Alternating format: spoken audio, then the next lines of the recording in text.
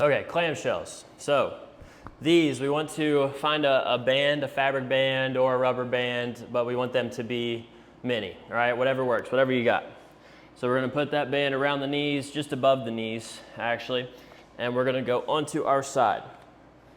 So this is where things might vary, okay? So you're gonna have to play around with the position of your knees, or the angle of your knees and the angle of your hips to where we can actually feel these in the glute, right? So we want to feel them in the glute on the top leg, right? So that glute medius, right? So it's a little bit smaller glute muscle, but the glute nonetheless, and it's kind of up towards the top near your pelvis, right?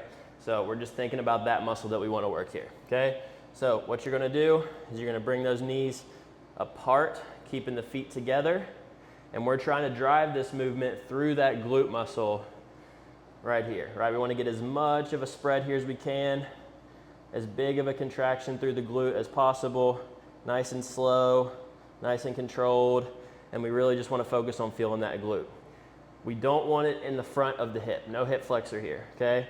So if you feel that in the hip or you don't feel it in your glute, you can move things around into where you got maybe a little bit bigger of an angle at your knees, a little bit bigger of an angle at your hips, but whatever it is, we want to make sure that we are feeling it in the glutes, all right? And then you're just gonna rep it out from here.